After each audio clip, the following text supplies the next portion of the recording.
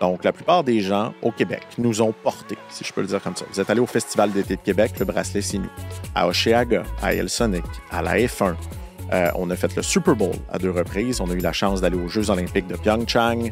Oui. Je sais déjà, quand je ferme les yeux, Connect and Go va être tout dans 3 ans. J'ai peur de rien. L'argent, ça ne m'intéresse pas tant, c'est la liberté que j'aime. J'aime la compétition. Fait que ça aussi, c'est quelque chose que je vais aimer. Exemple, Deloitte, Fast 50, cette année, on va le gagner.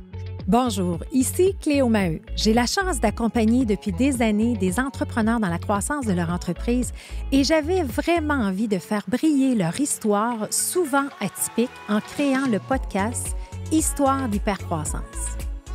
Cet épisode vous est présenté par Hypercroissance qui se spécialise dans la croissance humaine et pérenne des leaders et leur organisation. Notre raison d'être est vraiment d'humaniser la croissance des organisations avec nos livres, nos formations en ligne, nos bootcamps, notre accompagnement collectif, le Mastermind Hypercroissance.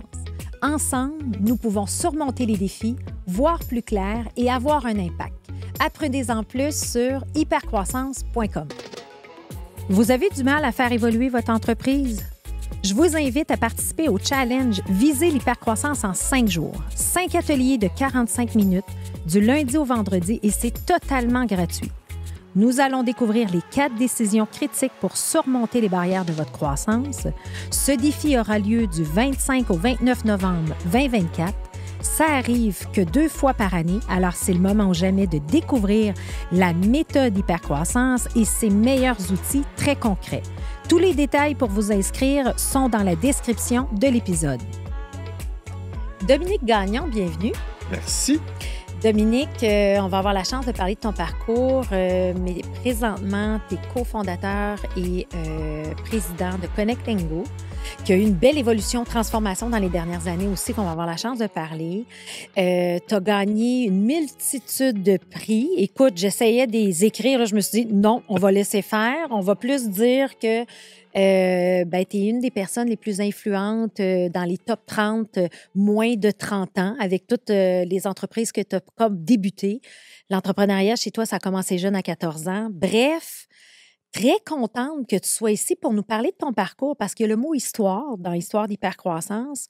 Mais aujourd'hui, on va avoir 2 volets et on voit le livre ici sur la table. Tu viens de lancer ce livre-là, ici, L'entrepreneuriat rendez fou, ton 4e livre. Et je pense qu'on va avoir un sujet aussi sur les entrepreneurs et la santé mentale qui est un sujet de l'heure, que toutes les deux, on a le goût de parler parce qu'on côtoie des entrepreneurs souvent. Et c'est un sujet qui est tabou et souvent, il y a une connotation ou une discordance avec hypercroissance. Puis de dire, bien, si tu fais de l'hypercroissance, tu vas souffrir de santé mentale, puis ça ira pas bien dans ta business. Puis tu sais, il y a comme cette dichotomie-là. Fait qu'aujourd'hui, on va tout mettre ça sur la table, on va démêler ça. Donc, merci vraiment d'être là. Plaisir, tu sais. Puis tu dis que c'est 2 histoires, mais dans la vraie vie, évidemment, si j'ai écrit le livre, c'est que j'ai eu des troubles de santé mentale. Fait que ça fait aussi partie de mon histoire. Ça fait partie de ton histoire, exactement. Mais au moins, tu l'as documenté, tu nous as amené des stats. Tantôt, tu me parlais des stats, j'étais là, wow, tu sais, faut dire ça aux entrepreneurs. Mais dans un premier temps, qui est Dominique? D'où viens-tu? Parle-moi de toi. Je suis un petit gars du Lac-Saint-Jean. Fait que je suis né à Saint-Félicien, la ville de l'automobile. Et du zoo. Et du zoo, c'est vrai, effectivement.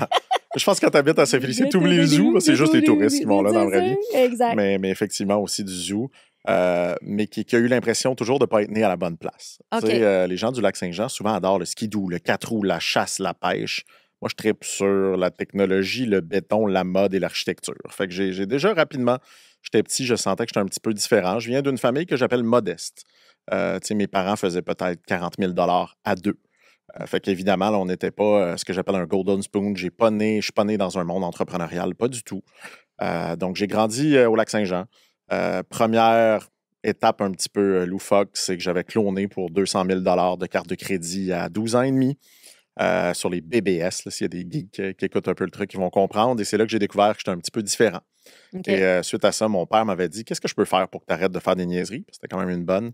J'ai incorporé mes 2 premières compagnies à 14 ans. Une qui faisait des sites web et l'autre qui organisait des événements, des spectacles de punk rock, principalement au Saguenay. J'en ai organisé plus d'une centaine.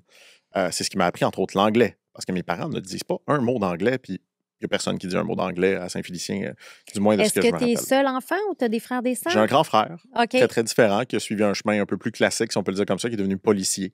Oui. Mais on a vraiment senti, j'ai toujours senti qu'on était à des diapasons Oui. que 4 ans de plus que moi. Donc, je suis le petit deuxième OK. et dernier de cette famille-là. Des shows de punk et tu apprends l'anglais. Et là, tu passes à 14 ans. Et comment tes parents, justement, qui ne sont pas dans cet univers-là, réagissent?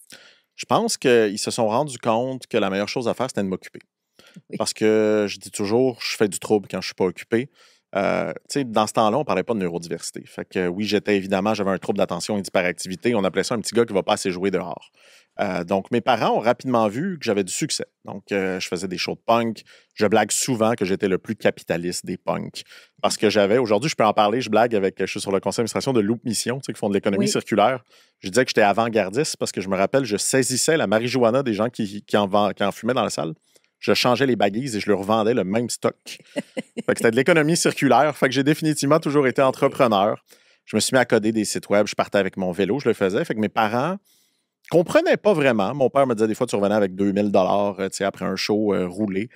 J'allais le déposer à la banque. Mais il y avait quand même une fierté. Puis ils se sont rendus compte, en fait, que j'ai canalisé mon énergie. Oui. Puis ils avaient déjà vu des signaux parce qu'ils étaient impliqués dans le Club Optimiste. Puis je me rappelais toujours, il y avait un concours qui s'appelait l'art de s'exprimer. C'était un concours de présentation orale, je pense, en 5e année. Puis tout le monde, c'était « Qu'est-ce que tu veux faire dans la vie? » Tout le monde voulait devenir pompier, médecin, infirmière. Puis moi, je portais un veston trop grand, puis j'étais arrivé, puis j'avais dit « Moi, je veux être Bill Gates. » Déjà, je ne sais pas pourquoi, mais j'avais déjà ce sentiment-là que pour moi, je ne voulais même pas être un métier, je voulais être quelqu'un. C'était avant Steve Jobs. Donc, à ce moment-là, Bill Gates, c'était vraiment l'image dans la technologie. Et j'avais envie d'être lui. Okay. Et depuis ce temps-là, mon parcours, bizarrement, et ça, je l'ai réalisé dernièrement, a toujours mélangé deux choses. L'événementiel, donc l'aspect d'organiser des spectacles, et la technologie, l'aspect d'avoir programmé des sites web. En fait, presque toutes les compagnies dans lesquelles j'ai été avaient un petit peu de ces deux trucs-là en même temps. Ces deux trucs-là, et ça a commencé à 14 ans. Ça a commencé jeune. Ça a commencé très jeune. Très jeune. Mais souvent, c'est vrai, hein, on ne réalise pas qu'on évolue, mais que tu es sur ton X, là, tu sais. Ouais. Puis, il y a toujours une cohérence dans ce que tu fais. Et là, j'imagine que tu étudies. Oui. Comment, c'est quoi le parcours scolaire? Parcours scolaire, je dirais que c'est des refus, principalement. Donc, j'ai été refusé dans à peu près toutes les universités où je voulais aller. Je voulais aller en art et technologie des médias. Je me disais, hey, j'ai une compagnie de création de sites web. J'avais 3 employés à temps plein à 16 ans, pendant que j'allais au secondaire, que je payais. Et en art et technologie des médias. Je voulais rester dans la région, parce qu'évidemment, je ne connaissais pas tant ce qui sortait de la région, refusé. Donc, j'ai fait mes sciences humaines, pas de maths. Par la suite, je voulais aller en administration des affaires. Je me disais, j'ai la bosse des affaires. J'ai réussi à fonder une entreprise, etc., à la vendre même à 16 ans. Et refusé. Parce que j'avais pas mes maths 4,36, j'avais pas mes maths 5,36 parce que je m'ennuyais à l'école.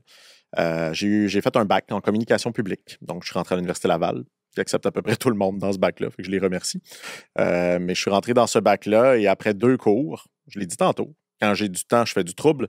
Je me suis rendu compte qu'il allait falloir que je m'occupe et j'ai fondé une agence qui a été assez connue, qui s'appelait Piranha, dont l'idée de base était des segways publicitaires. Donc, on avait acheté 4 petits biporteurs et on avait mis un panneau publicitaire en avant et on faisait de l'événementiel avec ces machines-là, ce qu'on appelait de la promotion dans le temps. L'entreprise a été fondée, je crois, 6 mois après mon entrée à l'université. Après 1 an, j'embauchais à la moitié du bac. Et de là, à continuer, ça a été une aventure d'à peu près 8 ans avec cette entreprise-là. Sauf que là, tu vas vite, là. Mais là dis-moi ça, là, la création de cette entreprise-là, là, comment l'idée t'est venue, là? La plupart de mes idées viennent de frustration. OK. Je rentre, le cours s'appelait Publicité sociale. Donc, il y avait 3 profils en communication publique. Moi, je trouvais que la publicité devait se réinventer. Et je me disais, comment je peux faire différent? J'ai toujours cherché à faire différent. Encore une fois, l'événementiel était là. Puis quand j'avais vu les segways, je m'étais dit, c'est donc bien cool. Hey, ça serait le fun de se promener dans un festival avec ça. Et je me rappellerai toujours, je suis allé voir le festival d'été. Parce qu'il y a une des choses que moi, qui a toujours été une de mes grandes capacités, c'est j'ai peur de rien. Oui. Donc, j'écris au festival d'été. Je dis, j'ai une idée, je voudrais vous la présenter. Je finis par être reçu au festival d'été. On présente le segway publicitaire, mais c'était une maquette. Moi, je vous ai dit que j'avais les machines, etc. J'ai été malheureusement un peu dans le... dis-le avant de le faire. Et ils ont acheté. Après ça, Bell ont décidé de commanditer. La business est partie juste de cette idée-là. Et je me considère aussi comme un opportuniste. Puis ça, c'est un mot qu'on n'aime pas au Québec. Oui. Opportuniste. Aux États-Unis, là, être opportuniste, c'est une grande qualité en affaires. Ici, c'est tu prends la place de quelqu'un. Mais moi, l'opportuniste, par exemple, chez Piranha, au début, on faisait de l'événementiel, donc du segway principalement. J'avais Bell comme client qui représentait 50% à peu près de mes revenus. Puis j'avais plafonné un peu, puis à un moment donné, je me suis dit, comment je peux faire plus avec Bell? Et c'était le début du BlackBerry. Tu sais, dans le temps qu'avoir un BlackBerry, c'était un signe de réussite sociale. Si tu avais ça, tu étais quelqu'un dans la vie. Et je me suis dit, la mobilité, c'est le futur. Je suis parti en France et on est devenu la plus grande agence de marketing mobile à ce moment-là, donc de la publicité par messagerie texte. On envoyait des fonds d'écran par Bluetooth. On est bien avant l'iPhone. Et on a évolué jusqu'à faire l'application de Desjardins, le virage numérique du devoir, à peu près 250 applications mobiles sur les années suivantes. Et ça, c'est pas la même compagnie. C'est la même qui a évolué. OK. On est parti du Segway, Bell comme client. Je me dis, le Segway, je suis plafonné, j'en ai 4, je ne peux pas les louer plus que tant d'heures. Et on a pivoté. Ce qui veut dire que moi, la plupart de mes business ont fini par pivoter. Et l'opportuniste me dit, j'ai déjà Bell comme client, qu'est-ce que je pourrais lui vendre de plus? On va lancer de la publicité par téléphone. Et on a commencé avec Bell à faire les Jeux olympiques de Vancouver. On avait câblé le centre Bell. Donc, et après ça, Piranha a toujours fait 2 choses, qu'on appelait de l'exploitation de commandite, donc de continuer dans le monde de l'événementiel. Mais 80% du chiffre d'affaires, à la fin, était dans la technologie, principalement tout ce qui était mobilité. Mobilité comme telle. Et là, tu as vendu cette entreprise-là? J'ai vendu. Dire que j'ai vendu, je trouve que ce serait un petit peu de mettre ça comme un succès. Parce que Piranha n'est pas un succès. À la finale, puis les gens qui liront le livre vont découvrir ce qui est mon premier down. J'en parlais hier à l'AQT, qui est aussi ma première lettre de suicide. J'ai tout perdu, en fait. Moi, je suis allé à l'école d'entrepreneurship de Beauce, cohorte 4, la C4. Et je me rappellerai toujours d'un entrepreneur qui a dit « Un bon CEO, ça s'occupe de ses finances. » Et moi, ça avait été un peu un choc. Parce que moi, j'étais le classique CEO, j'avais 24 ans. Beaucoup sur la croissance. Donc, on parle d'histoire d'hypercroissance. Moi, je voulais juste doubler. C'était mon seul focus. Vendre, vendre, vendre, toujours vendre plus. La croissance, c'était importante, mais je ne m'occupais pas réellement bien de mes chiffres. J'avais une associée qui s'en occupait. Puis moi, je me disais à chaque fois, hey, elle est tellement gentille. Elle s'occupe de ça pour moi, je n'ai pas besoin de m'en occuper.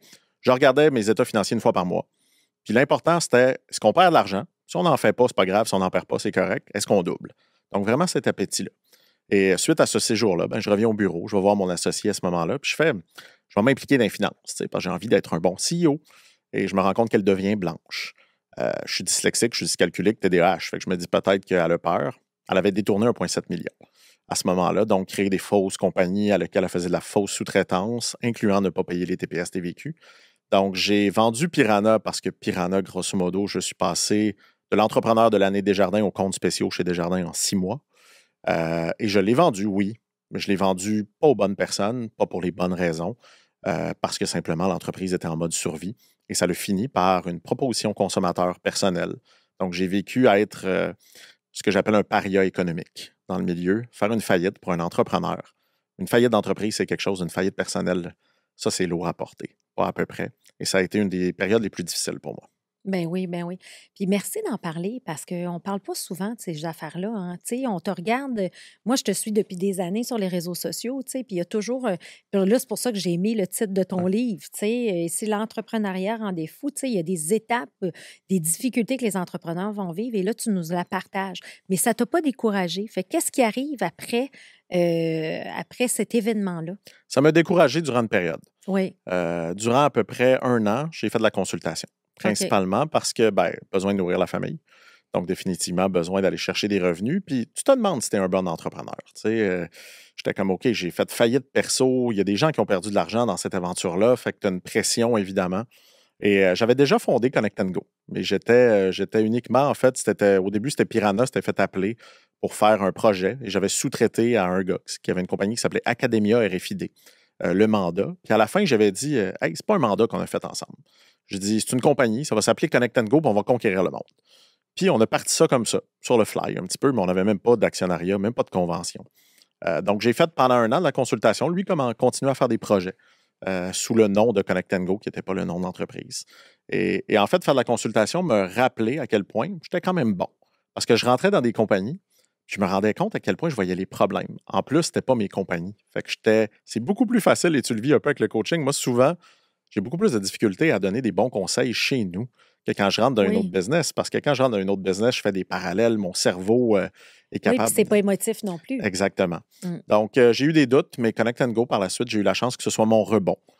Connect & Go a commencé à prendre la croissance de plus en plus rapidement, de m'impliquer de plus en plus. Mais ça a quand même pris 5 ans OK. avant que je reprenne la présidence de Connect Go et que je devienne temps plein. J'étais plus un investisseur au départ. Un investisseur au départ, mais qu'est-ce que ça fait Connect Go concrètement? Connect Go, je dis toujours, qu'est-ce que ça faisait et qu'est-ce que ça fait aujourd'hui? Oui. Avant la pandémie, on était le leader au monde dans les bracelets intelligents, dans le monde de l'événementiel et du divertissement. Donc, la plupart des gens au Québec nous ont portés, si je peux le dire comme ça. Vous êtes allés au Festival d'été de Québec, le bracelet, c'est nous. À Oshéaga, à Hellsonic, à la F1. On a fait le Super Bowl à 2 reprises. On a eu la chance d'aller aux Jeux olympiques de Pyeongchang. Donc, on a fait vraiment le tour du monde. On a fait un mythique festival que je ne sais pas si tu connais, qui s'appelle Fire Festival.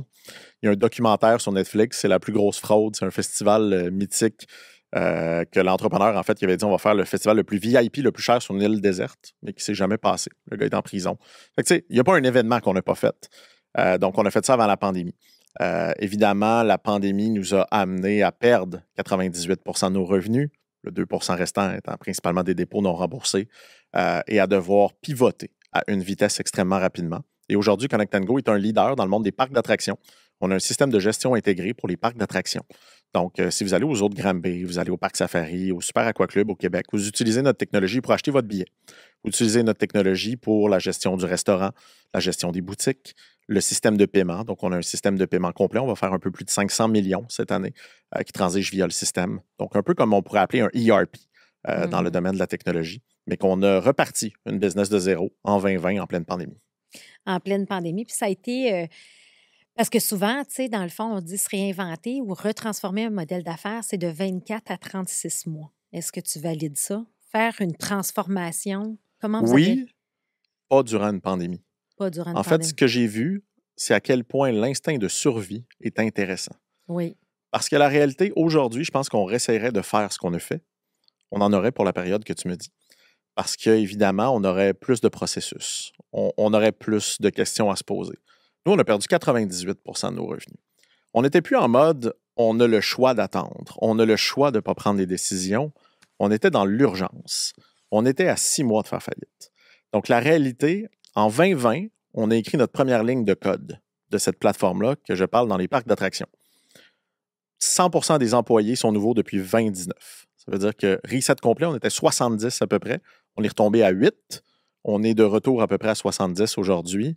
100% des employés sont nouveaux. Le marché des parcs d'attractions ne savait pas qu'on existait. Connect Go était inconnu là-dedans. On s'est lancé là-dedans. On a réussi entre 2020 et 2023 de faire de 0 à 10 millions de revenus récurrents dans une industrie qui ne connaissait pas avec un nouveau produit. Donc, je pense qu'on l'a fait plus vite parce qu'il y avait cette folie-là, mais on a aussi été opportuniste. Oui. Et je reviens sur ce mot-là. Oui, encore la corrélation. Parce qu'en pleine pandémie, on s'est mis à acheter la une des magazines dans le monde des parcs d'attractions pour 10 du prix parce que personne ne voulait les acheter.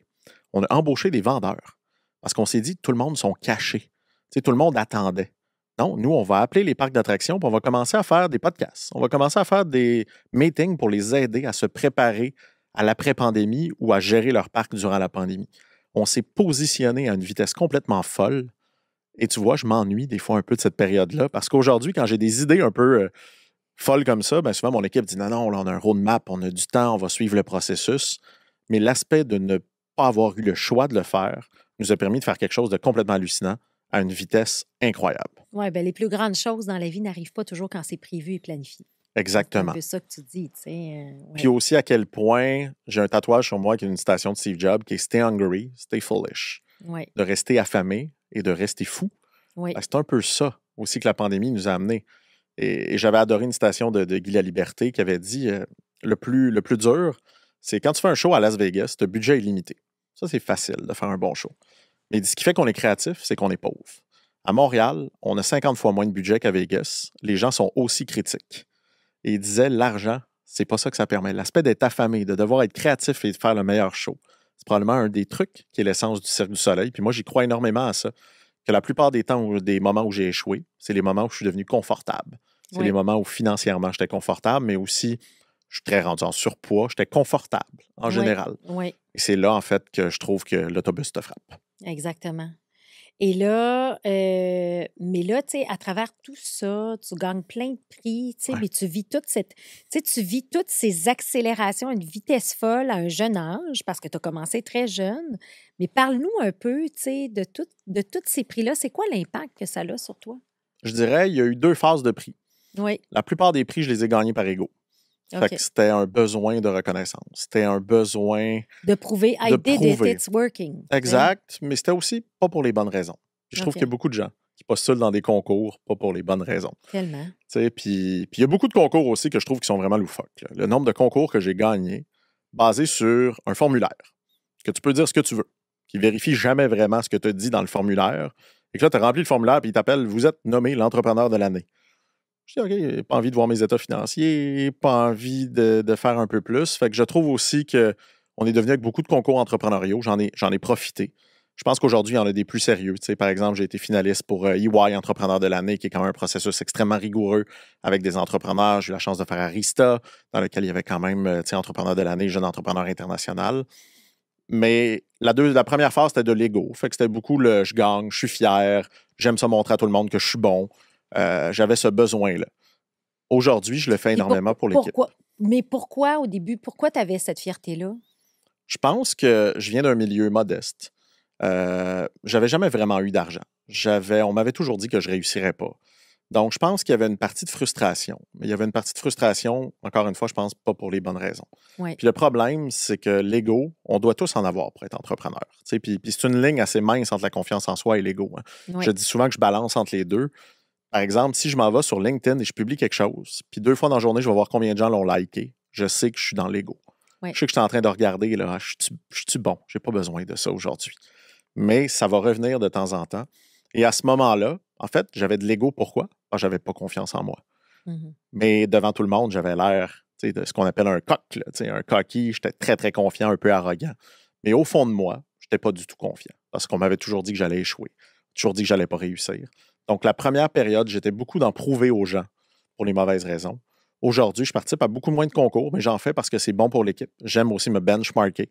J'aime la compétition. Fait que ça aussi, c'est quelque chose que je vais aimer. Exemple, Deloitte, Fast 50, cette année, on va le gagner. Je suis convaincu, cette année, on va être dans le top 50 des compagnies en plus forte croissance. Ça, pour moi, c'est important parce qu'il y a une compétitivité à l'intérieur de ça. Et une reconnaissance. C'est de le faire pour les bonnes raisons. Oui, de le faire pour les bonnes raisons. Puis oui, ça aide. C'est sûr qu'à chaque fois que tu gagnes un prix, crédibilité, tes banquiers t'appellent, ils sont un peu plus gentils avec toi. Oui. Pour tes employés. J'ai souvent vu mon équipe être plus fière que moi dernièrement des prix que je pouvais gagner.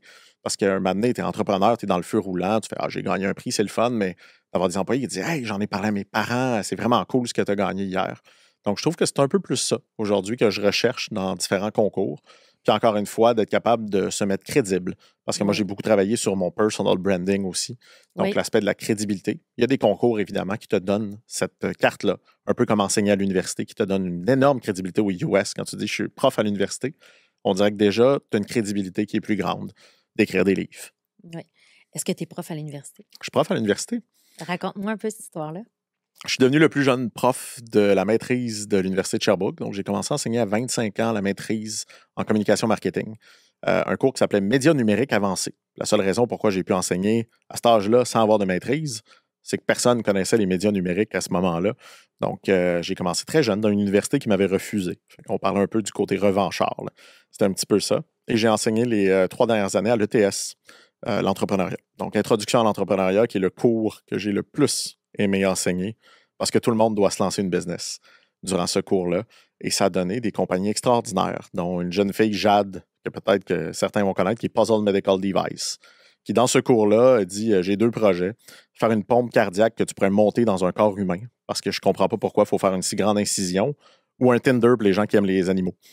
Elle a choisi la pompe cardiaque où tout le monde lui disait que ça ne marcherait pas. Puis aujourd'hui, elle a levé, si je me rappelle bien, 40 millions et ils sont en train de finaliser les tests de la FDA. Donc, il y a plein de belles business qui sont venus de là. Wow. Et enseigner est quelque chose que je ne veux jamais arrêter parce que je considère, et c'est très égoïste, que j'apprends plus qu'eux autres en leur enseignant. Comme moi dans le mentorat, tu sais, voilà. Quand tu donnes aux suivants, il y a quelque chose là-dedans. Là, Puis les jeunes sont tellement allumés. Je ne suis pas vieux. Hein? Mais de les écouter, moi, le metaverse, j'étais comme, qu'est-ce que c'est ça? Là, tu les écoutes, fait que je considère que ça te garde groundé. Oui. De mentorer ou d'enseigner ou d'être avec cette nouvelle génération-là, qui était moi il n'y a pas si longtemps. Mais on voit que ça passe vite. On a tellement à apprendre. Ben oui, certain.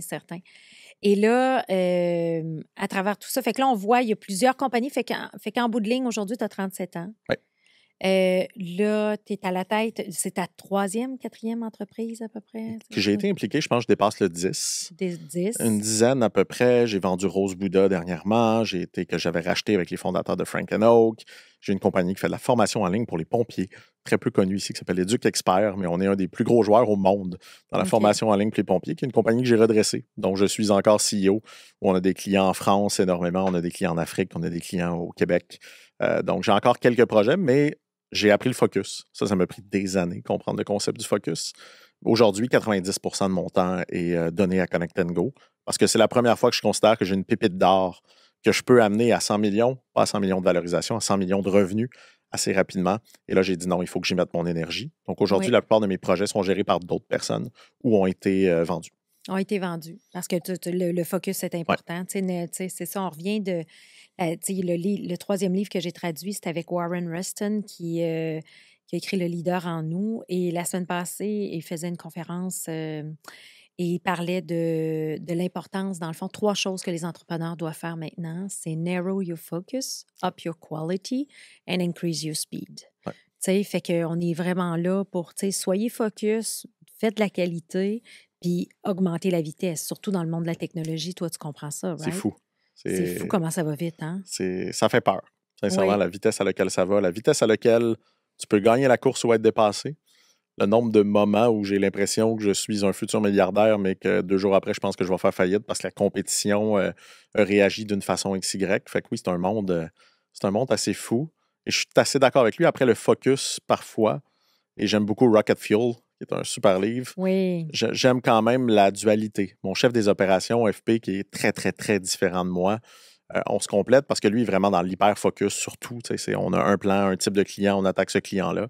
Il faut rester être au courant des opportunités. Exact. Il faut rester opportuniste, il faut rester visionnaire. Et moi, j'ai souvent dit, j'ai un peu de misère avec le présent. Le présent m'ennuie beaucoup. Fait que c'est un combat pour moi. Mais je sais déjà, quand je ferme les yeux, Connect & Go va être où dans 3 ans. Mon problème, c'est que je ne sais pas pourquoi. Mais je sais où il va être. Je sais dans quel marché, qui n'est pas le marché qu'on est là. Il va y avoir encore des évolutions. Et c'est là que je me suis entouré d'une équipe qui est capable de prendre cette vision-là et de la réaliser. Parce que c'était là où j'étais très, très faible. Et c'est ça qui fait que Piranha a tout perdu. C'est que j'avais des grandes idées, mais j'essayais de tout contrôler, de tout faire. Je n'avais pas d'équipe. Et ça, c'est un grand apprentissage. Oui, c'est ça. Hein? La clé du succès est de savoir bien s'entourer. Oui, de gens différents de soi. Parce qu'on a des biais de base. Les hommes aiment s'entourer d'hommes. On a des biais cognitifs qui fait qu'on s'entoure de gens qui nous ressemblent. Et presque toutes mes compagnies avant Connect & Go, mon co-founder est un vendeur. Parce que j'adore vendre. C'est ce que j'aime le plus faire. Fait que je m'entourais de personnalités qui me ressemblaient. Des extravertis, des gens qui prennent de la place. Et chez Connect & Go, c'est la première fois que mon numéro 2, je blague souvent de dire « Je ne sais même pas si j'irais au resto avec. » Je pense pas qu'on aurait tant de fun dans notre vie personnelle. Mais en affaires, c'est le sweet duo, le meilleur que j'ai jamais eu. Bien, c'est ça. Il faut prendre les décisions pour les bonnes raisons. Voilà. Exact. Et là, dans le fond, à travers tout ça, tu as quand même beaucoup d'implications bénévoles. Puis, tu es à ton 4e livre. Oui. Fait que là, tu as 2 jeunes filles. Oui. OK. 8 ans, 7 ans. Donc là, parle-nous un peu de comment, pourquoi tu fais ça? Parce que tu es quand même sur le bout du siège. Tantôt, tu nous as parlé de Loop. Tu sièges quand même beaucoup sur des conseils d'administration. Puis après ça, on pourra rentrer peut-être dans le sujet là, un petit peu plus du livre, mais on en parlait juste avant, l'importance de donner. Là. Oui, l'importance de donner, c'est crucial. Aujourd'hui, je considère que j'ai été chanceux, même si je n'aime pas le mot de la chance. J'ai ce besoin de redonner. J'ai souvent le besoin d'essayer de donner aux gens ce que je n'ai pas eu. Donc, ça a souvent été ce côté-là aussi. Moi, je n'avais pas eu de figure entrepreneuriale. Je n'ai jamais eu de mentor au début. Je ne savais même pas que ça existait quand je me suis lancé en affaires. Donc, encore une fois, je siège sur des conseils et je suis un des plus gros critiques. J'ai quitté énormément de conseils aussi parce qu'il y a tellement un paquet de conseils qui sont des boys clubs dans lesquels c'est de l'image. Encore une fois, tu es sur le conseil, mais il n'y a pas de maudite décision qui se prend, etc. Mais j'ai accepté, quand quelqu'un comme Guy Laliberté vient te chercher pour dire « J'aimerais que tu représentes l'entrepreneuriat chez Zoo, qui est son incubateur, accélérateur », c'est difficile de dire non. Puis une de mes grandes frustrations, c'est de me rendre compte que la plupart des gens sur le conseil, j'étais le seul entrepreneur. C'est supposé être la mission, c'est d'aider les entrepreneurs. C'était le classique des avocats, des comptables qui sont sur le conseil. Donc, c'était une mission de dire je vais représenter les entrepreneurs. Ce qui fait que j'ai dérangé à certains moments parce que le conseil s'empiétrait dans des discussions de gouvernance qui étaient à pu finir. Mais je disais, OK, mais on fait quoi pour les entrepreneurs? On fait quoi pour les gens qui sont là? Loop, tu vois, c'est Julie qui m'a appelé en disant on a besoin de se réinventer. David, qui est un grand visionnaire, se sentait un petit peu peut-être plus pris des investisseurs, la réalité économique qui est plus difficile. Puis ils sont venus me chercher pour être indépendant, puis un peu amener cette vision-là de dire OK, on peut peut-être regarder plus loin. La mission sociale, évidemment, de Loop me touche énormément, les entrepreneurs qui sont derrière. Donc, ça a été une des décisions de rejoindre Loop. Et aujourd'hui, j'ai appris aussi que le temps, on n'en a pas beaucoup. Fait que j'ai quitté Zoo pour aller chez Loop. J'ai aussi fini par dire je fais des choix parce qu'avant, je disais oui à tout. Et je n'étais pas nécessairement très pertinent ou très présent nulle part parce que j'étais dans trop de choses. J'ai aussi pris une pause de l'enseignement parce que j'ai dit je ne peux pas avoir mes 2 enfants, Connect and Go, être sur un différent conseil pertinent et en même temps enseigner. Donc, je joue un petit peu de ce côté-là au niveau du puzzle, mais je trouve ça extrêmement important de redonner le plus que je peux. Je fais du mentorat. Encore une fois, je dis, c'est un peu égoïste. Sur le conseil de Loop, ça me donnait accès à des réseaux de personnes que je ne connaissais pas, des investisseurs à qui je n'avais jamais été en contact. Ça m'apprend une business, l'économie circulaire dans le monde agro. Je ne connaissais rien à ça. Ça développe mes compétences dans des secteurs différents. Donc, j'ai toujours dit, c'est des relations bidirectionnelles que je trouve très importantes et dans lesquelles je vais énormément chercher aussi pour moi-même.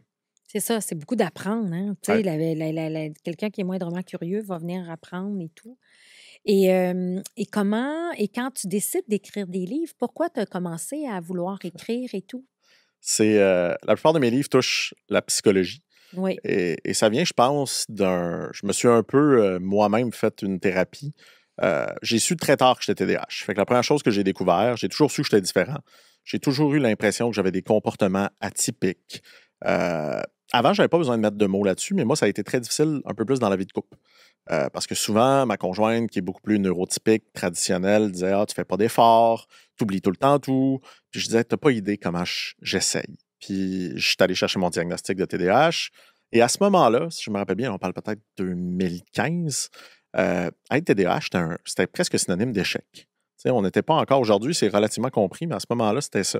J'ai donné une entrevue à radio avec Kim Rosk, l'animatrice de. Puis on a ri parce qu'elle est très TDAH, on l'est tous les deux, puis ça a été un coup de foudre durant l'entrevue. Puis après, on s'est mis à parler de ce trouble-là en disant nous, on aime ça l'avoir. T'sais, si c'était une couleur, on peinturait nos murs, cette couleur-là. Et on s'est dit, bon, on va écrire un livre, le premier livre positif sur le TDAH.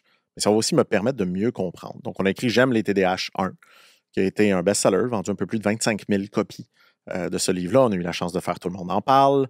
Donc, déjà, c'est un petit succès, énormément. On a reçu 200 messages, 2000 messages de gens qui disaient merci, qui avaient des enfants TDAH. On a fait un deuxième, encore une fois, pour mes propres besoins. Tu sais, je suis un peu égoïste. Le deuxième, je l'ai fait avec des couples, puis je l'ai fait avec des équipes. Parce qu'encore une fois, ma fille arrivait dans ma vie, je me questionnais si ça allait l'être, puis ça allait être quoi la dynamique. Plus difficile dans la vie familiale. Donc, on a écrit J'aime les TDAHE, mais 2 qui étaient sur des mères-filles, donc Mélanie Ménard, Rosalie Bonenfant, qu'ils sont tous les deux, leur dynamique. Plus tard, j'ai su que j'étais doué. Et moi, je déteste ce mot-là parce que juste à te dire je suis doué, j'ai l'air fraîchier, j'ai l'impression. Oui, et j'échangerais ma douance contre le TDAH n'importe quand. Mais j'avais énormément de problèmes avec l'injustice, des sauts d'humeur, de l'hyper-émotivité sur les stéroïdes. J'ai longtemps pensé que j'étais autiste. Pendant presque 10 ans, j'ai caché ça. Là. Mais j'étais comme, je pense que je suis autiste. Puis j'ai découvert que c'était la douance. Puis là, je me suis dit, quel meilleur moyen de comprendre ce que j'ai que d'écrire un livre sur ce même sujet-là. Donc, j'ai écrit J'aime les zèbres, qui est, justement, je voulais pas dire J'aime les doués, parce que j'aime pas le mot. Et ce livre-là, encore une fois, était un peu une thérapie. J'ai découvert à quel point la douance est complexe, à quel point ça ne veut pas dire la même chose chez l'homme et la femme. Et évidemment, derrière tous ces livres-là, j'ai 2 petites filles aussi. La plupart de ces troubles-là sont héréditaires, ce qui veut dire qu'il y a de fortes chances que mes enfants le soient. Et dans chaque livre, évidemment, la préface, ça s'adresse un peu à elles, de dire j'espère que je vais vous laisser un monde dans lequel vous allez mieux vous comprendre. Parce que moi, d'avoir su à 32, 33 ans que j'étais doué, je pense que ça aurait changé ma vie de le savoir à 15 ans. Donc, le 3e livre est venu, encore une fois, une cause, d'une certaine façon, de vouloir faire ça. Et celui-là, sur la santé mentale, qui est le dernier, ça vient d'un article dans la presse en pleine pandémie où j'ai dit que je pleurais dans mon auto tous les matins, que je buvais un 26 onces de scotch seul le soir et que j'allais vraiment pas bien. Puis, je me rappellerai toujours, quand l'article était pour sortir, j'ai appelé la journaliste, j'ai dit « Publie pas ça ». J'étais en train de convaincre mes investisseurs de remettre de l'argent dans la compagnie pour la sauver. Puis moi, j'allais dire publiquement, dans un média, que je pleurais. Tu s'entends, je suis pas l'air d'un gars qui pleure. Là, j'ai des tatouages, je suis assez bâti. Je disais que je pleurais puis que je buvais. J'ai dit, ça va s'écrouler. Puis la journaliste me dit, je pense que ça va faire du bien à du monde d'entendre ça. Je suis en fait, fuck off. Publie-le. Suite à ça, j'ai eu 2 choses. Mon équipe de direction qui m'ont repris en main. Fait que c'est eux qui m'ont dit, Dominique, tu ne nous l'as jamais dit directement, mais c'est un peu un message, évidemment. On va se relever les manches, on le fait ensemble. C'est ça qui fait que Connect Go est ce qu'on est aujourd'hui. Puis d'un autre côté, plein d'entrepreneurs qui ont commencé à me dire, Dominique, merci. Merci de l'avoir dit tout haut. Merci d'avoir dit ce que nous, on n'est pas capable de dire. Des appels à l'aide, des discussions. Et de fil en aiguille, je me suis rendu compte à quel point il n'y avait rien. Puis moi, j'ai cherché, en fait, un livre sur la santé mentale. J'aurais aimé mieux pas le faire. Je n'ai pas trouvé. C'est quoi un entrepreneur? C'est que tu trouves un besoin qui n'est pas réglé par personne. Tu dis, il n'y en a pas. Faites une recherche, là, même aux US, il y a plein de livres sur l'échec. Ça, on parle de l'échec en masse. De la santé mentale des entrepreneurs. Je n'ai trouvé aucun livre qui ne parlait de ça spécifiquement au Canada ou aux US. Puis je me suis dit, c'est peut-être un moment d'en parler un petit peu plus. Et on connaît quelqu'un en commun que tu ne savais pas. Mais tu sais, moi, j'ai connu des entrepreneurs à succès qui se sont suicidés dans la dernière année. Fait que quand ça te touche, disons que c'est un petit peu plus difficile de fermer les yeux. Et j'avais adoré Isabelle Hudon au lancement du livre. Elle a dit une chose. Tu sais, elle a dit, ils ont fait un sondage à la BDC sur la santé mentale. Ils se sont rendus compte que 62 je me rappelle bien, des entrepreneurs disaient qu'elle allait mal. Elle a dit, le problème de savoir, c'est que tu ne peux pas ne rien faire. Tu sais, si tu ne le sais pas, OK, tu peux dire, je ne savais pas. Mais une fois que tu es la présidente d'une banque et que 62 de tes clients disent, je vais mal, tu peux-tu dire, ils s'arrangeront? Tu peux pas. Fait que c'est un peu l'idée du livre aussi, d'éveiller un peu les consciences, d'amener ce débat-là. Et c'est pas facile parce que, tu sais, on parle de suicide, de toxicomanie, d'un paquet de sujets. J'en parle personnellement de ces sujets-là. Mais jusqu'à maintenant, je me suis rendu compte à quel point être vulnérable et payant dans tous les sens du terme. Puis tu peux-tu nous amener des stats un peu, justement, par rapport à l'entrepreneuriat, tu sais, l'entrepreneur et la santé mentale, je pense que c'est intéressant. Tu sais, le livre couvre 2 thèses. La première thèse, c'est faut-il être fou pour être entrepreneur? Moi, c'est une question que je me posais parce qu'il y a des gens qui ont, je pense, décidé de devenir entrepreneur. Moi, je ne considère pas que c'est mon choix. Il y a nulle part où j'ai senti que j'avais ma place. Il y a nulle part où je pense que je pourrais être aussi bien. Et on le voit, la neuroatypicité pousse à entreprendre. Donc, on a 10 fois plus de troubles bipolaires, 8 fois plus de troubles TDAH, 6 fois plus de douance, entre autres, en tant qu'entrepreneur versus la population normale dans des emplois. D'un autre côté, par contre, il y a des statistiques qui sont un peu plus alarmantes sur comment l'entrepreneuriat va causer des problèmes de santé mentale. Donc, on a 2 fois plus de pensées suicidaires et dépressives. On a 4 fois plus d'anxiété que la population normale. On a 4 fois plus de chances d'être toxicomane ou alcoolique en étant entrepreneur. Et au-delà de ça, la statistique qu'on a parlé rapidement avant d'être en entrevue, c'est la deuxième cause de mortalité chez les entrepreneurs en Amérique du Nord. C'est le suicide. La première, c'est la crise cardiaque. On peut dire que les deux sont relativement liés au mode de vie de l'entrepreneuriat. Et ces statistiques-là, on ne les voit pas, on n'en parle pas, parce qu'on aimerait mieux faire semblant, parce qu'on aime le culte de l'entrepreneur super-héros, invincible, qui travaille tout le temps, qui dort jamais. On lit Elon Musk, là, puis on fait c'est ça le modèle.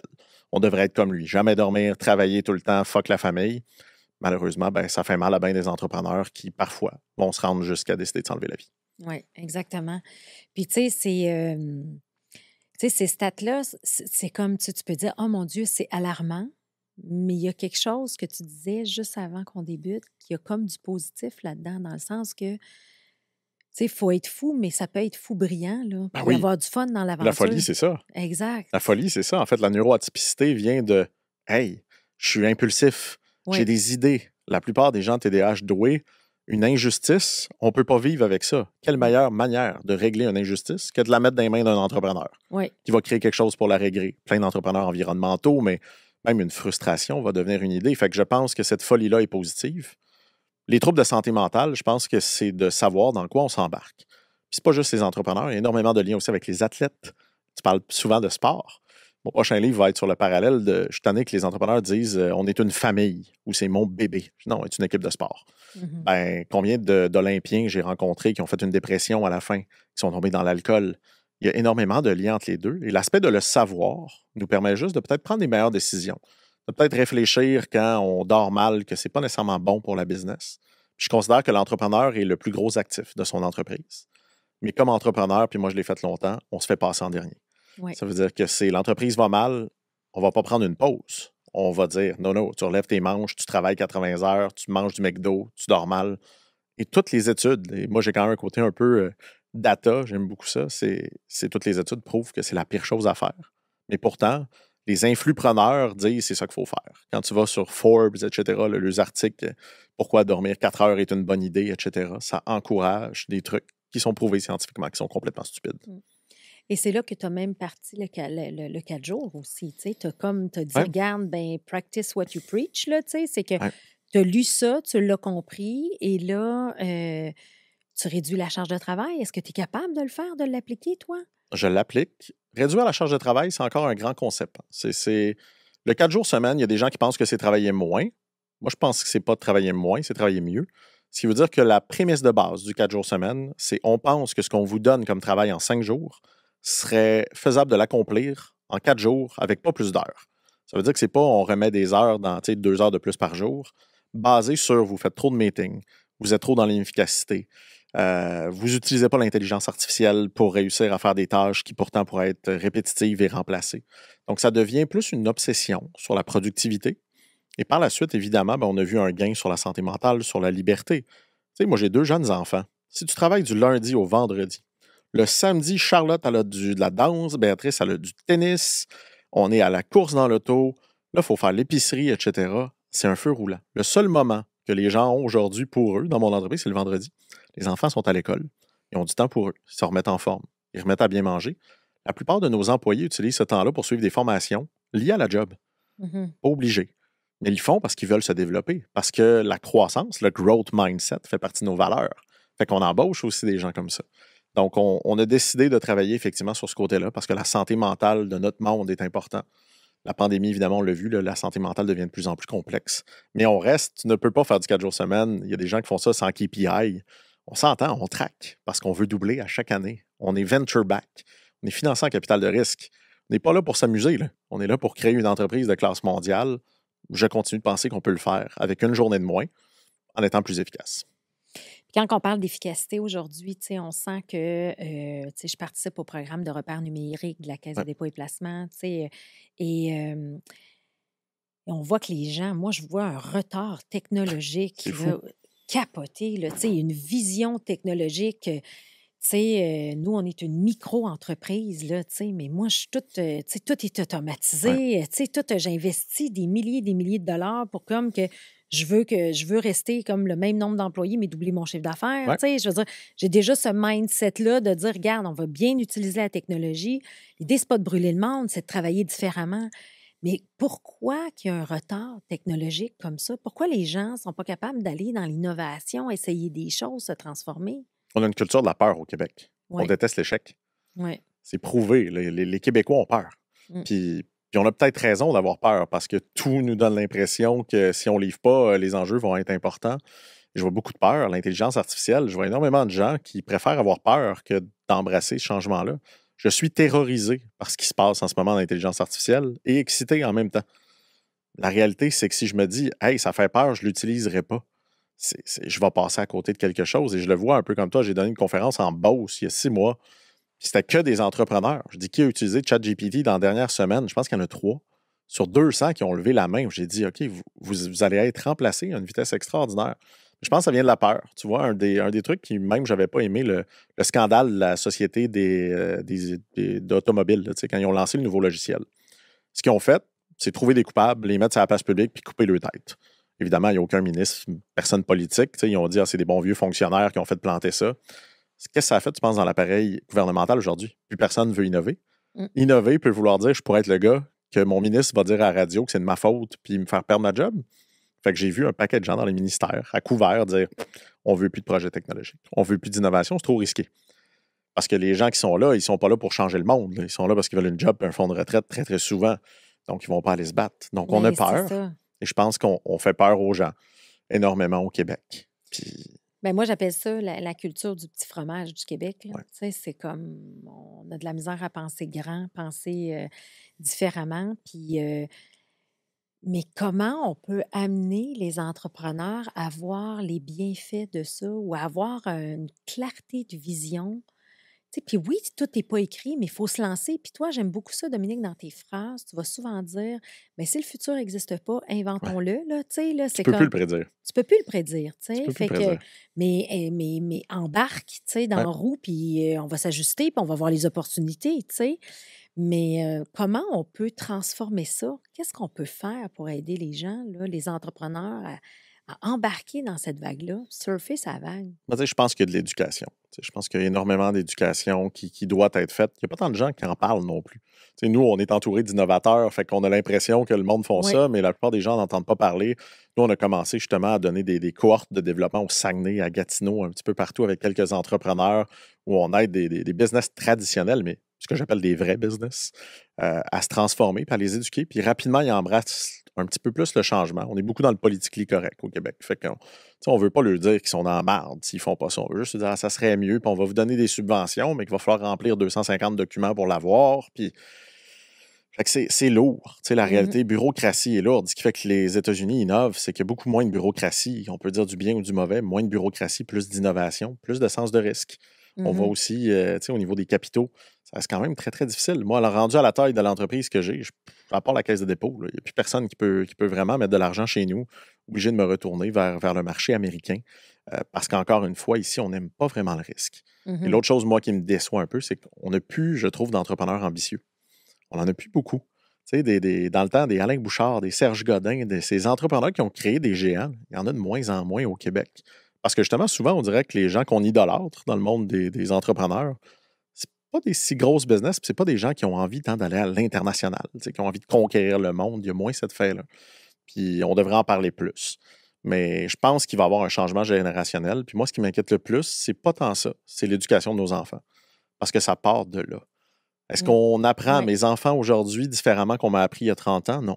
On les apprend la même maudite affaire de la même maudite façon.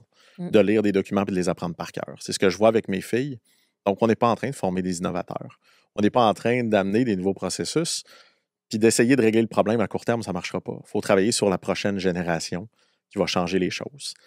Et l'autre chose qu'on voit, trop de vieux entrepreneurs qui ne laissent pas leur place, qui ne cèdent pas leur place. Puis là, on dirait qu'ils ont tout allumé en même temps. Là. Fait que là, tout le monde panique. Oui, c'est ça. Mais le changement de garde va, je pense, aussi aider. Parce que moi, j'ai des amis repreneurs là, qui ont repris la business familiale. Puis à quel point, si papa est encore là, il n'y a rien qui change. Donc, je pense que moi, je suis la génération un peu entre les deux, milléniaux, qui va arriver bientôt à 40 ans. Je suis déjà plus avare de changement de technologie. Je pense que la prochaine génération va être très, très intéressante parce que moi, je ne suis pas né avec Internet, mais toute la prochaine génération est née avec Internet. Est née avec Internet. Ça va amener des nouveaux paradigmes. Puis tu as même dit, tantôt, quand on parlait justement,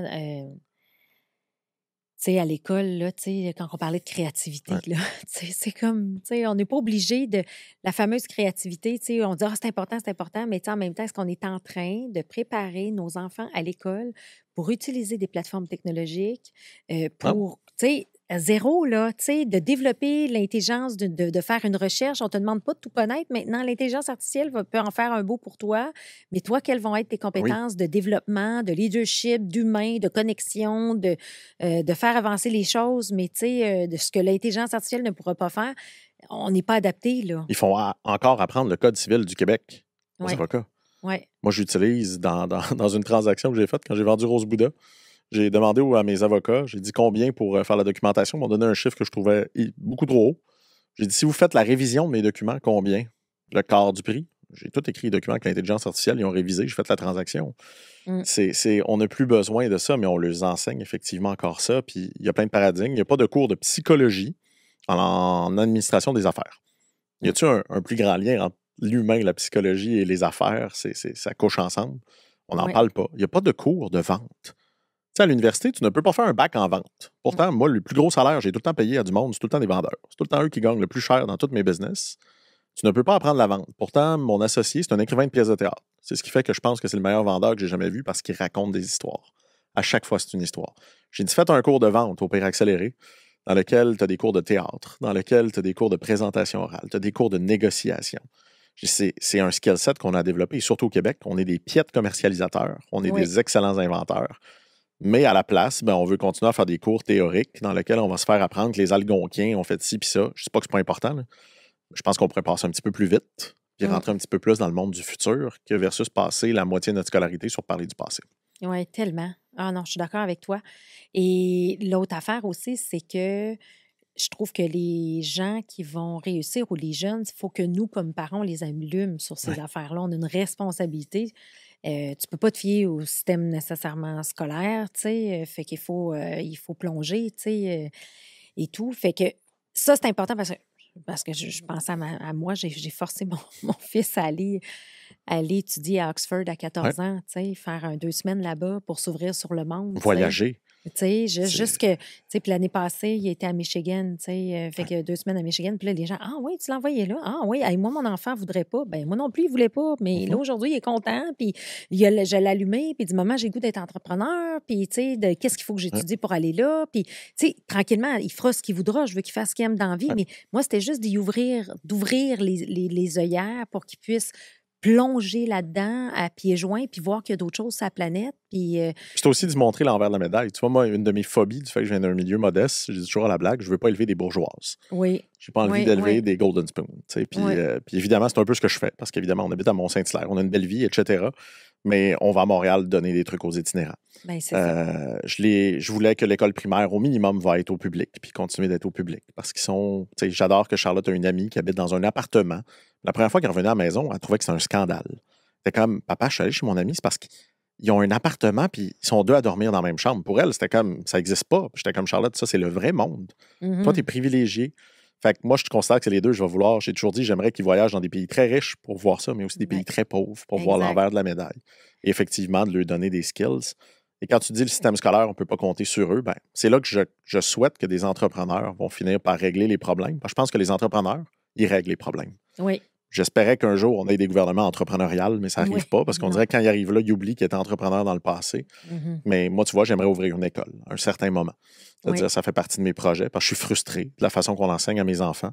Donc, j'aimerais que quand Charlotte va rentrer au secondaire, que j'aille créer l'école qu'elle a oui, besoin au secondaire. oui. Et c'est ça aussi être entrepreneur. C'est d'être fâché, vouloir régler les problèmes. Et il y a des opportunités d'affaires aussi à l'intérieur de ça. Il y a des opportunités d'affaires, mais en même temps, c'est d'exploiter, c'est ça, comme moi, mon fils, tu sais, moi aussi, nous autres, on est, puis tu sais, à 7 ans, je l'avais amené en Équateur, faire un voyage humanitaire, tu Exact. sais, construire une école, puis j'ai encore les photos, il était à Truelle, puis il fait du ciment, tu sais, puis on était dans la jungle, puis, Ouais. tu sais, c'est comme, puis là, la pandémie est arrivée, on voulait leur faire la même chose en Afrique, tu sais, mais moi, c'est ça que je voulais montrer, on est tellement chanceux. Je vois mon frère aujourd'hui qui est en train de faire le tour du monde avec ses 3 enfants. C'est magnifique. Ça. Il est parti. Donc, les deux avaient des gros emplois, tout ça. Ils ont tout laissé. Et on dit, c'est quoi? On part avec nos 3 enfants. Je regarde leurs photos, puis là, je me dis, OK, ça, c'est ça la vie. Là. Les enfants, imagine les images qu'ils ont dans Oui. leur tête pour le reste de leur vie. Là, C'est ça tu qui sais. donne des Laurent Duvernois. Tu sais, on parle beaucoup de lui au Québec, qui est une belle Oui, image, je trouve, de oui, succès. oui, oui, Il est élevé sur un voilier. Tu sais, oui. il a passé des années en voyage sur un bateau. Dominique Brown de Chocolat à le Reverie il l'a fait dernièrement. Avec sa famille, exact. Pour moi, ça, c'est des expériences qui vont amener un paquet de skills qu'on a Oui, besoin comme entrepreneur. La exact, flexibilité, l'adaptation. Quand tu es dans la jungle, quand tu es sur un bateau, tu n'as pas le choix de t'adapter, exact. apprendre d'autres langues. Tu sais, on oublie que la plupart des Québécois qui ne sont pas à Montréal ne parlent pas anglais. Oui, c'est Tu sais, vrai. ça reste un vrai problème. Oui, exactement. Fait que, tu sais, puis s'ouvrir sur le monde, tu sais, s'ouvrir sur le monde, les conférences, tu sais, moi, j'aime ça aller dans des conférences Ouais. internationales, puis de prendre ce qui se fait de mieux sur la planète, puis le ramener, oui, dans notre culture. Je l'aime, notre culture, elle Ouais. est correcte, tu sais, c'est le fun, on a une belle culture de collaboration, tu sais, mais il faut comme aller Ah oui, s'inspirer, tu sais, aller. l'innovation vient de là. Tu sais, l'innovation, c'est de la curiosité. Fait Exact. que souvent, moi, les gens me disent comment on fait pour devenir innovant. Si vous n'êtes pas curieux, vous ne serez jamais innovant. Oui, Puis une des valeurs que vous devriez vérifier chez vos employés très rapidement, c'est la curiosité. Dès que tu dois parler à des employés en entrevue de qu'est-ce qu'ils lisent, de c'est quoi leur passion, quand tu te rends oui, compte qu'il n'y a pas beaucoup de réponses. Tu sais, puis dernièrement, j'ai écrit un blog un peu contre les diplômes. oui, Parce que je trouve qu'on est rendu qu'on aime ça mettre toutes les lettres de nos diplômes, là, MBSC, machin truc, à la fin de nos noms. Puis tu vois, je me suis rendu compte souvent quand je faisais des entrevues de candidats extrêmement diplômés, je parlais de leur curiosité, il n'y en avait pas vraiment. Parce qu'ils ont passé juste leur temps sur les bancs d'école à étudier. J'étais OK, t'as-tu lu des livres dernièrement? Pas vraiment. T'as-tu voyagé? Bon, j'étais allé à Cuba, tu sais, c'est pas voyager. Il faudrait enlever oui, ça de la liste. Et pour moi, la curiosité, je vais adorer quelqu'un que, quand je lui parle de ses passions, oui, il va tomber de dire moi, je tripe sur la bouffe, je cuisine, j'ai pris des cours, etc. Je fais OK, oui, toi, je te veux. Peu importe les diplômes que tu as. oui. Avec toi, on va faire quelque chose parce que nous, on veut une culture d'innovation. Et c'est ce type de personnes-là qu'on a besoin. Exact. Puis souvent, ben, puis c'est ça qu'on parlait, tu sais, tu sais, il n'y a pas juste le QI, là, mais tu sais, Non. il y a le QA, là, adaptative, Oui. et le QE, qui est émotionnel, tu sais. Fait que ces éléments-là, on n'en parle pas nulle part. Non. Puis ça vient supporter aussi la santé Ouais. mentale, les défis de santé mentale. Ah oui. Parce que, La pression continuelle, l'aspect de. Tu sais, puis la vulnérabilité est tellement mal vue dans le milieu des affaires. On oui, peut pas. Tu sais, un des sujets qui revient toujours, c'est seul au sommet. Oui. Tu sais, quand tu es rendu en haut, là, tu regardes en bas et tu te dis à qui je peux en parler. Tu sais, ma business va mal, je vais-tu en parler à ma femme? Elle va être stressée que je vais perdre la maison. Je vais en parler à mes banquiers, ils vont me mettre aux comptes spéciaux. Et si vous ne savez pas c'est quoi les comptes spéciaux, ce n'est pas être spécial. Ça ne vient pas avec une petite coupe de champagne. Donc, la réalité, on est très, très seul au sommet. C'est ce qui fait qu'entre autres, des regroupements YPO, IO, etc. aident parce que tu es avec d'autres entrepreneurs. Tu peux échanger en sécurité psychologique. Mais Toi, oui, tu es là, tu es dans des groupements. je Toi. l'ai été. Tu vois, j'ai souvent quitté. Encore une fois, ça vient un peu de mon impatience. Oui, OK. J'ai souvent eu l'impression que c'est très, très difficile dans ces groupes-là d'avoir une relation qui est juste, si je peux le dire comme ça, où dans tout le monde apprend. Fait que souvent, j'ai senti des décalages peut-être en termes Oui. de quelqu'un qui veut plus donner, de quelqu'un qui veut plus prendre, recevoir. La sécurité psychologique, pour moi, est aussi difficile, tu sais, d'être capable de vraiment se confier. Donc, la plupart du temps, et le problème, c'est que je suis obsédé par le temps. Dès le moment que j'ai l'impression que ça ne crée pas de la valeur, ce que je fais, je m'en vais. Avant, j'ai enduré des situations très, très longtemps. Puis aujourd'hui, j'ai cette impatience-là de dire, si je suis à quelque part et j'ai l'impression que je n'apprends pas, pourquoi je resterais là? Donc, tu vois, je n'ai pas encore réussi à trouver mon sweet spot dans ces groupes-là. J'ai fait IO, j'ai regardé 2 fois YPO, puis à chaque fois, j'étais non, je n'ai pas de connexion en ce moment-là avec peut-être le style qu'ils veulent représenter, qui est un petit peu plus dans, on fait des gros voyages, des trucs comme ça. Je dis, OK, je suis moins dans cette vibe-là, peut-être en ce moment. Je laisserai peut-être plus tard. C'est ça, tu verras chaque chose en son temps. Mais j'ai des bons entrepreneurs qui, si je ne vais pas bien, là, oui, c'est ça. J'ai tellement parlé de ma santé mentale aussi, c'est que pour moi, c'est tellement plus tabou que c'est plus gênant d'appeler quelqu'un et de dire Hey, buddy, je file vraiment pas en ce moment. Oui. Fait que j'ai passé un peu ce cap-là. Comment t'es passé? Parce que, tu sais, mettons, là, dans nos auditeurs là, qu'on a en ce moment, il y a du monde qui ne file pas. Là. C'est sûr qu'il y en a. OK, des entrepreneurs qui ne filent pas pantoute. Là. C'est quoi les étapes? C'est comment tu vois ça? Comment ils abordent ça? Tu es pogné en dedans, là, on dit qu'on est seul au sommet. Là. Le problème des entrepreneurs que tu parles en ce moment, c'est que souvent, il est trop tard. Puis là, j'ai l'air définitif. Quand je dis qu'il est trop tard, on est dans un groupe qui s'appelle Persévérance entrepreneuriale. Peut-être que tu connais, qui a été fondé par Nathalie. Nathalie, oui. Je fais partie avec Louis Garneau, moi, Marcel Dutil. On est ce qu'on appelle des grands persévérants. Donc, c'est le premier organisme qui aide les entrepreneurs à rebondir. Et le gros problème qu'on s'est rendu compte, c'est que la plupart des gens, quand ils nous appellent chez Persévérance entrepreneuriale, ils ont attendu le maximum de temps avant de demander de l'aide. Ça veut dire que la compagnie va vraiment mal. Et ils vont vraiment mal. Et le problème, c'est que si l'entrepreneur va vraiment mal et sa compagnie va vraiment mal, ça va être vraiment dur de réussir à la redresser parce que l'entrepreneur doit avoir le niveau d'énergie pour être capable de le faire. Une entreprise qui va vraiment mal, ça se redresse. Un entrepreneur qui va vraiment mal, si son entreprise va bien, ça se redresse. Le défi, c'est que souvent, les deux sont en symbiose et les deux vont vraiment mal. Donc, la première chose, c'est évidemment, je dirais, au-delà des gens qui vont mal aujourd'hui, puis on en parlera après, c'est commencer à vous faire aider avant que ça aille mal. Voir un psychologue au Québec, c'est 1 an et demi de liste d'attente. J'ai dit aux gens, attendez pas d'avoir besoin d'un psy pour voir un psy. Tout le monde devrait avoir un psychologue en entrepreneuriat parce qu'on a besoin d'évacuer, de se faire challenger sur nos perspectives. Bien manger, faire du sport. Ça commence par la santé psychologique, vient aussi avec la santé physique, définitivement, des bonnes habitudes de vie qui sont à l'intérieur de ça. Commencer à se rendre compte que notre entreprise, c'est pas nous. Se détacher de son entreprise est un des trucs les plus importants à faire. C'est-à-dire, il y a mon entreprise, il y a ma vie. C'est pas toujours ensemble.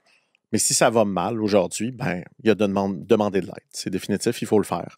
Il y a Persévérance entrepreneuriale qui le fait. Il y a des gens de plus Parle-nous un peu de justement ce que Nathalie elle a créé. Ouais. Là, Nathalie s'est rendue compte, elle a toujours aidé des entrepreneurs en croissance, un peu comme toi, l'école d'entrepreneurship, etc. Mais elle a fini par se rendre compte à quel point il y avait des gens qui allaient mal, mais surtout, sa plus grande frustration, c'est généralement, après ton premier échec, tu vas créer la plus belle business.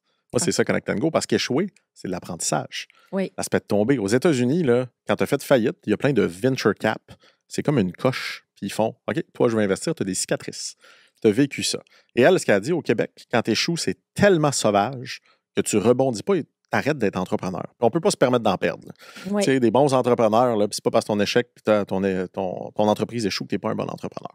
Donc, elle a créé un programme qui te donne accès à du coaching, qui te donne accès à des psychologues spécialisés en entrepreneuriat, qui donne accès à, si ta business est rendue à la faillite, on ne va pas te dire de ne pas faire faillite. On va t'aider à le faire d'une manière moins violente, si je peux le dire comme ça. On a des syndics de faillite qui sont à l'intérieur de ça. On va regarder ta business. On va te laisser regarder ça. On va créer des groupes de pairs. Donc, on va mettre 5 personnes aujourd'hui qui sont dans la même situation de défi de santé mentale, défi d'entreprise, échanger ensemble pour se faire rendre compte qu'ils ne sont pas seuls. Et tu vois, on en a sauvé. Donc, on en a sauvé certains qu'on a sauvé les business. Mais une des histoires que j'ai racontées hier, puis quand je la raconte, j'ai le moton, il y a un entrepreneur non fictif qui s'appelle Éric. Puis on me demande de prendre un appel avec lui parce qu'il va vraiment pas bien. Puis je dis OK. Fait que là, je commence à parler à Eric, puis il me dit que ben là, il est en train de faire saisir la maison, fait qu'il s'en va en appartement. La COVID a tué son entreprise. Puis il me dit Dominique, je peux-tu te lire ma lettre de suicide sur la ligne? Fait que imagine-toi, Cléo, tu es là dans la maison. Tu peux pas dire non. Tu peux pas dire au gars non, ça me tente pas de l'écouter. Fait que j'écoute sa lettre. Puis ce qui m'a vraiment shaké, c'est qu'à la fin de la lettre, il a mis une date de quand ça allait se passer.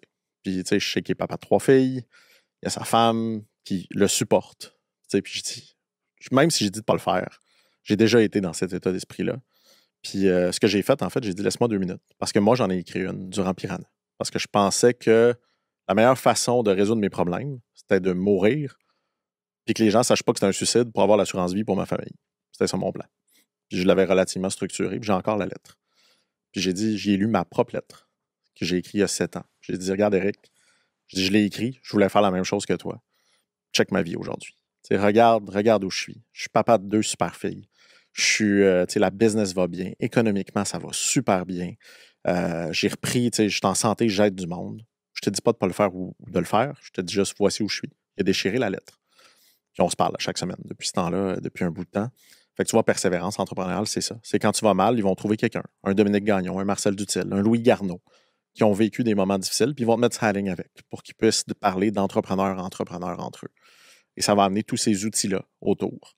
Et malheureusement, Nathalie, je pense qu'elle a du budget pour aider 200 entrepreneurs. Elle a reçu 1000 appels déjà. T'es pas sérieux. Fait que, tu sais, Nathalie, elle a la job ingrate de dire tu vas pas assez mal pour participer au programme. Et c'est pour ça que ce livre-là, tout l'argent va à Persévérance entrepreneuriale. Donc, tu vois, hier, je donne une conférence à l'AQT, quelqu'un m'a écrit, je peux te faire un don de 10 000 à Persévérance entrepreneuriale. Parce que je me rends compte à quel point ça touche les entrepreneurs aussi. Mais qu'on a besoin aussi de parler de ça. Parce que quand j'ai sorti le livre, tu vois, on avait un peu le souhait de faire tout le monde en parle. Puis le message qu'on a reçu, c'est c'est pas un sujet assez mainstream. L'aspect qu'on n'en parle pas, l'émission, on se dit, c'est pas tant un sujet si important que ça. Fait que plus on en parle, plus je trouve qu'on va devenir bienveillant, puis des gens comme Persévérance entrepreneuriale vont pouvoir aider. Fait que si vous allez mal, oui, ils n'ont pas le budget pour aider tant de monde, mais ils prennent un appel avec tout le monde. Ça, c'est quelque chose que j'aime. 100% des gens. Et Nathalie a fait les 100 premiers appels. Ça, c'est de quoi que j'ai respecté. La meilleure façon de voir tes clients, c'est de leur parler. Oui. Chaque personne a au minimum un appel. S'ils ne peuvent pas vous aider, ils vont vous donner des pistes, mais ils vont en aider de plus en plus. On ramasse de plus en plus d'argent pour qu'il y ait une plus en plus grosse équipe qui aide les entrepreneurs à rebondir. Après ça, et Persévérance est mais pratiquement le seul aujourd'hui programme spécialisé dans les entrepreneurs en difficulté. OK. Puis c'est ça qui est intéressant aussi, d'avoir les dons. Tous les revenus du livre vont aller à Persévérance. Bien, c'est super intéressant. Y a-t-il un sujet que tu dis qu'il faudrait discuter, qu'on n'a pas eu le temps de couvrir, Dominique, que tu dis que ça serait important pour nos auditeurs, nos entrepreneurs? Bien, je pense qu'on l'a couvert un petit peu sur toute l'histoire de ça. C'est, faire attention à soi. Fait que je trouve que ça, c'est définitivement important. Se méfier de son ego. On n'en parle pas beaucoup, mais tantôt, quand tu m'as dit tu as vendu Piranha, ça aurait tellement été facile de t'endormir. Dans la vraie vie, je l'ai vendu. Il y a vraiment quelqu'un qui a fait un chèque et qui l'a acheté. Là. Mais j'aurais pu dire oui, j'ai vendu mon entreprise, c'est un grand succès. Malheureusement, on est poussé à faire ça comme entrepreneur. Fait que je pense qu'il faut changer aussi le monde de l'entrepreneuriat. Et t'es une femme, moi je suis papa de 2 petites filles, puis je trouve aussi que l'image aujourd'hui qu'on donne de l'entrepreneur, c'est une image qui est très masculine. C'est une image qui ne va pas toujours bien fitter avec les valeurs d'une personne qui veut avoir des enfants, qui veut prendre des pauses peut-être dans sa vie. Puis moi, je pense qu'il n'y a pas un style d'entrepreneuriat. Il y a plein de styles d'entrepreneuriat. Il y a du reprenariat, il y a de l'entrepreneuriat. Je connais des gens qui ont été entrepreneurs et qui ont pris 1 an de congé sabbatique de leur propre business. Ça se fait. Donc, je trouve qu'on doit donner des images différentes, qu'on doit être plus transparent, puis qu'on doit un peu cesser le star system. C'est ce que j'aime d'une entrevue comme on fait, c'est que c'est 1 heure. La plupart des temps, quand on me dit hey, « tu veux-tu faire une entrevue », c'est 10 minutes. Comment tu vas être en profondeur? En 10 minutes, comment tu vas aller au fond de la personne? Mais c'est ce que les gens aiment, des clips. On fait des clips. Donc, moi, j'ai envie un peu que ça change. Puis un peu comme toi, j'ai des enfants. Fait qu'avoir des enfants me rend un peu obsédé par c'est quoi le monde que je vais léguer. Exact. Sur quoi? Ah, c'est tellement inspirant, tellement inspirant. Puis j'ai une question. Le futur de Dominique, qui est où? Tu vois, je me pose la question dernièrement. J'ai toujours eu 1001 projets. Fait que j'ai toujours, puis c'était même un problème. J'ai presque toujours, pendant que j'avais une entreprise, j'étais déjà sur la prochaine. Je pense que d'un côté, je suis sur mon X parce que c'est la première fois que chez Connect & Go, je trouve que j'ai la meilleure équipe que j'ai pu mettre en place. On a vraiment le potentiel de faire un géant. J'ai cette ambition-là. Donc, d'un point de vue professionnel, je pense que Connect & Go va être un grand véhicule, encore une fois, pour continuer. On est en mode acquisition, énormément de discussions en ce moment. D'un point de vue personnel, je pense que je veux continuer à m'impliquer et à résoudre les problèmes qui me fâchent. Fait que si on parlait de l'école, idéalement, un jour, je vais faire une sortie de Connect & Go pour me donner les moyens de pouvoir réaliser ce projet-là. Parce qu'un des trucs aussi que j'ai réalisé, c'est que l'argent, ça ne m'intéresse pas tant, c'est la liberté que j'aime. C'est la liberté de faire des projets. Fait que j'avais une discussion avec ma femme parce qu'on a eu une offre d'achat sur l'entreprise, puis on blaguait de dire la seule chose qu'on changerait si je recevais plusieurs millions de dollars, c'est qu'on s'achèterait un chalet. Ce que je pourrais déjà faire de toute façon. Fait que ça ne va pas changer notre train de vie, ça va me permettre de distribuer la richesse parce que pour la distribuer, il faut la créer. Donc, je ne sais pas. Puis tu vois, je dis que la meilleure façon de prédire le futur, c'est de l'inventer. Je fais aussi partie des gens qui sont très inquiets pour la planète, qui pensent qu'il est trop tard. Ce qui veut dire qu'à un certain moment, j'ai de la misère à me projeter parce que je regarde ce qu'on a fait pendant des années et j'ai pas l'impression qu'on a appris énormément. Donc, je vis beaucoup plus dans le futur rapproché que dans le futur très, très loin. Le futur, c'est très loin, mais rendu là, je suis sûre que tu vas voir des opportunités puis tu vas trouver des solutions. Je pense qu'il faut travailler, mais il en faut des grosses en ce moment pour régler ça. Oui, c'est sûr et certain, c'est sûr et certain. Écoute, merci infiniment de ton partage, de ton authenticité, de tout ce que tu nous as dit. Moi, ça me fait chaud au cœur d'avoir la chance que tu sois ici sur le podcast parce que je suis sûre qu'on va aider plusieurs entrepreneurs qui vivent des défis, des difficultés. Moi, je le vois d'un côté personnel. Ils n'en parlent pas, ils ont de la misère, ils ont de la... C'est d'où mes groupes mastermind, essayer de créer de la confiance, essayer que les gens puissent échanger en toute confiance et en toute authenticité, mais merci d'avoir écrit ce livre-là. Donc, je vous invite, on va mettre le détail du livre, OK, dans le déroulement sous l'épisode. Mais si les gens veulent te rejoindre... LinkedIn, meilleure façon. Je suis très, très présent sur LinkedIn.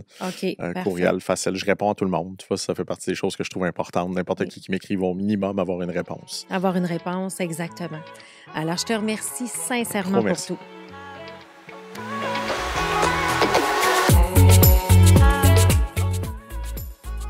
Merci d'avoir été avec nous aujourd'hui. Si cet épisode vous a plu, prenez un moment pour vous abonner et nous laisser un commentaire. Cette petite action aura un grand impact car elle nous permet de toucher encore plus d'entrepreneurs passionnés comme vous. À très bientôt pour une nouvelle histoire inspirante.